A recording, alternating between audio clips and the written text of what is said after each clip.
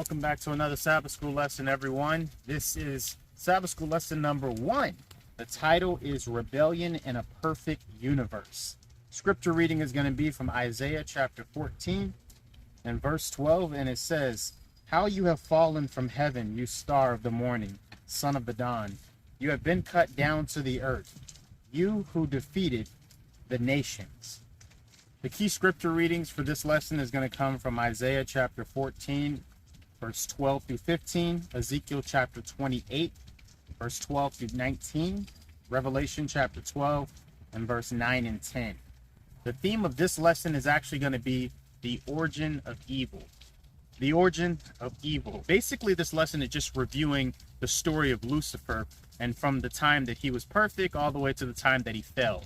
The main thing you want to kind of look out for, and the author is kind of building this story format of Lucifer, is that God made everything perfect. Lucifer was basically created perfect, and there was nothing wrong with his character.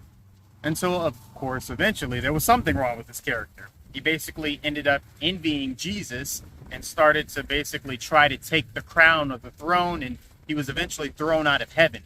The whole point is, if you read over those verses, it kind of demonstrates a little bit of the character of Lucifer before he ends up falling.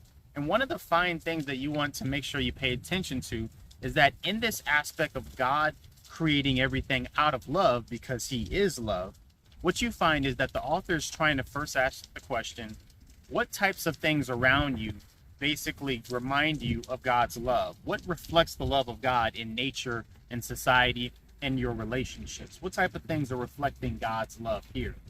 On the flip side, the author kind of wants you to take a little bit of a dive into the aspect of free will, because again, you have the choice to love and you also have the choice not to love.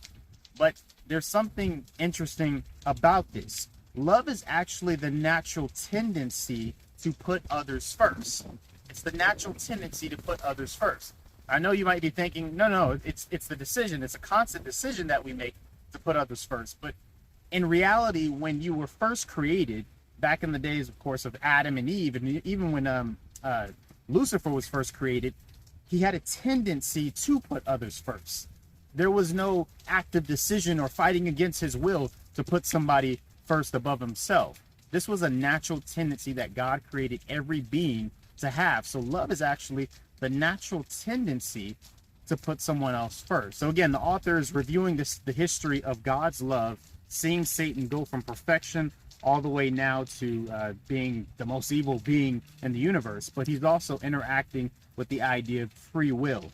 And basically God gave us free will, but now you have to choose to put others first. You have to choose God instead of it being natural to who you are.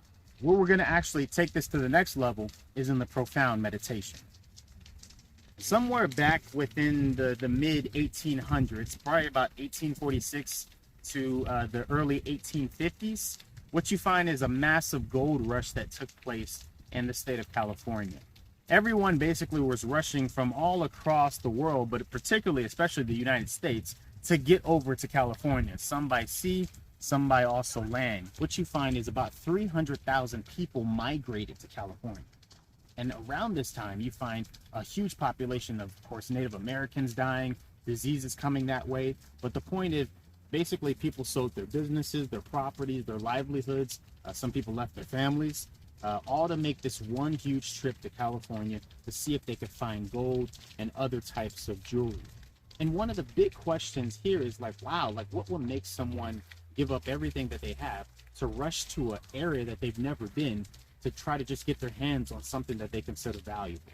And I want you to consider this. This is from Ezekiel chapter 28 and verse 13. It says, "You were in Eden, the garden of God.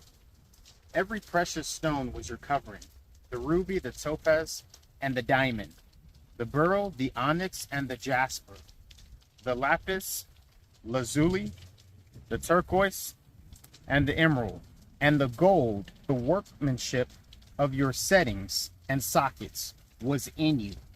On the day that you were created, they were prepared." It said that all these aspects of jewelry were not just on Lucifer, but they were inside of him. This actually kind of changes the notion. It's not something that he just simply wore, but this was a part of who he was. It was in the inside. What if someone inward character was as attractive as gold? What if it's something that God is trying to put inside of you that if people saw it within you, they would kind of rush? It would be so attractive that it would attract individuals to you.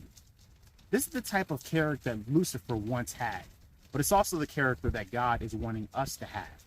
So kind of wrapping up this lesson of the origin of evil is, what jewels of character are you currently wearing?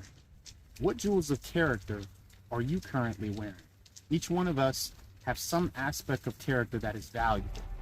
But what jewels of character do you have within you and that you're wearing? I'm Oswald, and this is Profound Meditations, Sabbath School Sunday.